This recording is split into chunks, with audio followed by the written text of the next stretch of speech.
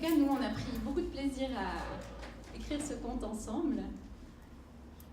Oui, alors vous nous excuserez, parce que c'est vrai qu'on n'a pas forcément l'habitude de lire un conte, enfin voilà, devant autant de monde. Bon, en général, je lis ça devant peut-être 1 ou 3, 4 enfants maximum, mais pas tellement plus au travail. Donc, vous nous excuserez peut-être les petits bafouements, voilà. On y va. Ok. La fin d'après-midi approchait. En ce milieu d'été, la journée avait été brûlante et les nuages noirs s'amoncelaient au-dessus de la forêt. Les oiseaux et les insectes s'agitaient dans la végétation alentour que le vent commençait à secouer. L'ambiance était électrique. Blottie à l'orée du bois, une jolie maison faisait corps avec le paysage, un peu comme si elle avait toujours été là. Une main fébrile agita la clochette de la porte d'entrée. Une silhouette à l'allure jeune attendait nerveusement qu'on lui ouvre. La cloche sonna une seconde fois. Le tonnerre commençait à gronder au-dessus de la maison.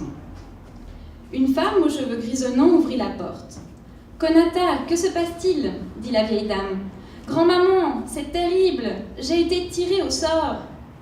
Les nuages laissèrent échapper de grosses gouttes de pluie. L'orage avait éclaté. Konata fit irruption dans le salon et renversa sa capuche rouge en arrière. La jeune fille, qui venait d'avoir 17 ans, commença à expliquer à sa grand-mère comment, ce matin-là, elle avait reçu une communication électronique de la chancellerie d'État sur son interperso. La forme hologrammique apparut devant ses yeux, le discours monocorde dans le cadre des articles 129 à 137 des nouveaux droits et devoirs du citoyen. Elle ne put terminer son histoire que le visage de sa grand-mère s'illumina. « Mais ma chérie, c'est magnifique !» Elle avait déjà compris. Konata avait été élue par système aléatoire pour siéger à la chambre du légicitoyen pour un mandat de 3 semaines. La jeune fille affichait une mine renfrognée. « Grand-ma, je suis dégoûtée. Qui suis-je pour apporter quoi que ce soit à la politique ? À décider de quoi ? Des affaires ?» Comme tout résident de Decrescencia, Konata connaissait un peu le système politique de la cité. Elle avait vu cela durant ses ateliers d'apprentissage. Au début du siècle dernier, on avait déploré une participation politique décroissante et un abstentionnisme toujours plus important. L'élite politique s'était ultra professionnalisée, se coupant des réalités du quotidien et devenant une caste de technocrates idéologues. Soumise aux puissants lobbies des corporations et en proie aux conflits d'intérêts, cette élite avait peu à peu vu les affaires éclater au grand jour. L'affaire des faux comptes, l'affaire du loup, l'affaire Craventin, les exportations d'impôts, etc. La grand-mère songea à relater à sa petite-fille le processus de création du mouvement des sans-lobbies, de l'assassinat de leur chef de file Morigou Hochel à la rédaction participative de la nouvelle Constitution. Dans un regain d'intérêt populaire pour la politique, un nouveau Parlement avait alors été créé, avec la Chambre du légicitoyen, fonctionnant sur tirage au sort parmi l'ensemble de la population. Elle se ravisa pourtant, connaissant bien sa petite-fille. Dans cet état de révolte et d'agitation, celle-ci n'avait pas besoin de digressions explicatives sur l'évolution de la cité. Ce dont Konata avait besoin, c'était de sens. Dehors, la pluie avait redoublé de force, tombant maintenant en trombe. Konata poursuivit. « Grand-ma, mais c'est pas pour les jeunes, ces trucs politiques. J'ai rien vu de la vie, je connais rien. Il y a plein d'autres types à Decrescencia qui ont une flopée de diplômes et plein d'expérience. Ils seront sûrement tout contents d'aller appuyer sur des boutons dans quoi ? Une chambre ? Tiens, cela me rappelle étrangement les arguments avancés à l'époque par les opposants au tirage au sort. Eh bien justement, ça devait être nettement mieux à l'époque. Les jeunes n'avaient pas besoin de s'occuper de ces histoires, ils pouvaient rester tranquilles. » Le visage de la vieille dame s'assombrit. « Ma chérie, ne dis pas ça. Cette époque, je ne l'ai pas connue, mais mes parents me l'ont racontée. Les gens étaient complètement cinglés, des drogués de la consommation. Tous les jours, ils avaient besoin d'acheter, acheter, acheter, voire de racheter quand la mode changeait ou que les produits devenaient obsolètes. Imagine-toi, Certains prenaient même chaque semaine l'avion à kérosène pour aller aux attractions de montagne, comme les parcs à marmottes. Et ne parlons pas de ce qu'ils mangeaient. La planète et les gens étaient malades à cause de méthodes de production barbares. Un grand flash illumina le salon. L'éclair fut suivi de grondements assourdissants. La grand-mère continua. La Chambre du législateur n'a évidemment pas tout révolutionné elle-même. Néanmoins, elle a été le déclencheur de nouvelles directions prises, qui d'ailleurs auraient été suicidaires auparavant, politiquement parlant. Sans ces changements de direction, il n'aurait pas été possible de passer entièrement à l'énergie propre, de rétablir un système de production alimentaire sain et équitable, ou encore de reconnaître la publicité comme problème de santé publique. Konata ravala sa salive. Elle n'en revenait pas. On aurait dit de la science-fiction. Elle restait pourtant rétive. Mais enfin, les sujets qui sont décidés au Parlement sont trop compliqués. La grand-mère sourit, marquant une pause. Puis, l'œil pétillant, elle demanda « Konata, qu'est-ce que tu as fait le week-end dernier ?»« Eh bien, je suis sortie au sel. »« Au sel ? Les jeunes d'aujourd'hui sortent au sel, le système d'échange local ? » Ben oui, grand-mère, c'est hyper tendance. Je vais d'ailleurs souvent à celui du quartier de la sobriété.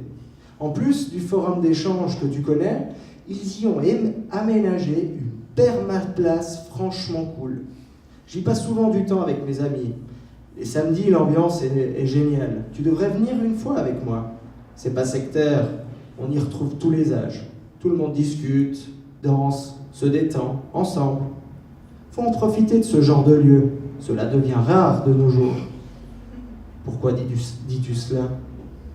Ça me paraît évident, grand-mère. Par exemple, sur le chemin pour aller au sel le week-end passé, nous étions dans la rame, mes amis et moi. On portait nos tenues de sortie. Figure-toi que nous nous sommes fait dévisager comme jamais par les autres voyageurs de haut en bas, comme s'ils étaient dégoûtés. Certains s'énervaient en pestant contre nous. À un moment, on a rigolé, peut-être un peu trop fort. Une personne s'est mise à nous traiter de bons à rien. Et on nous a demandé de nous taire. Sur le moment, on n'a rien osé dire. Je me suis senti comme moins que rien. Comme si j'avais pas le droit d'exister. Et des exemples comme ça, j'en ai malheureusement des tonnes. Une lueur s'alluma dans les yeux de la vieille dame. Pour quelqu'un qui n'a pas envie de s'impliquer dans la politique, il est très étonnant de t'entendre évoquer une question de société aussi importante que celle-là, Konata. Pour ma part, comment pourrais-je m'en rendre compte moi-même, qui suis une ancienne ? Tu vois bien que ton avis sur notre société et ce que tu vis au quotidien importe. Après ce que tu m'as raconté, ça me laisse d'ailleurs songeuse. J'ai peur qu'on ne tombe à terme dans une sorte de racisme anti-jeune.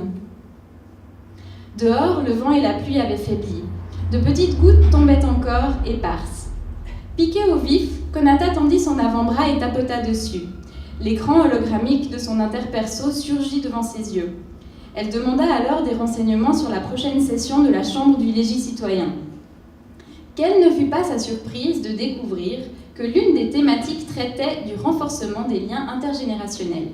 « Purée de plastique, j'y crois pas !»« Évite de jurer, s'il te plaît, Konata. » Mais je crois que tu as compris. Chacun possède au fond de lui un sens de ce qu'il estime être le bien commun.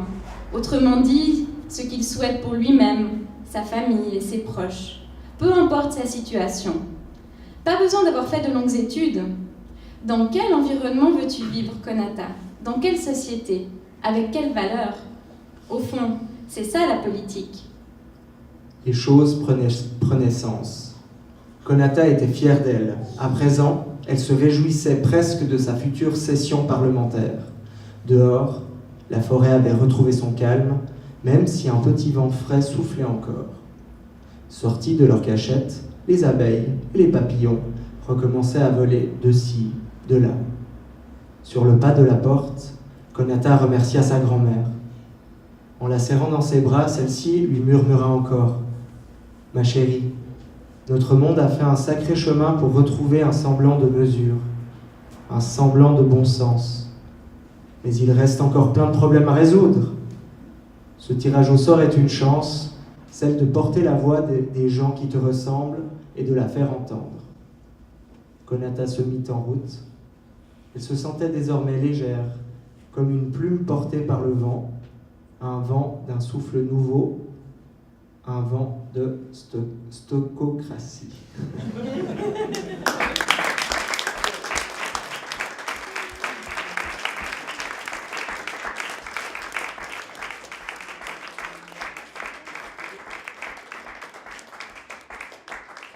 Il est toujours aussi dur à prononcer ce mot, décidément.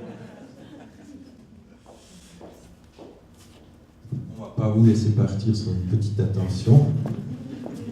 Merci beaucoup.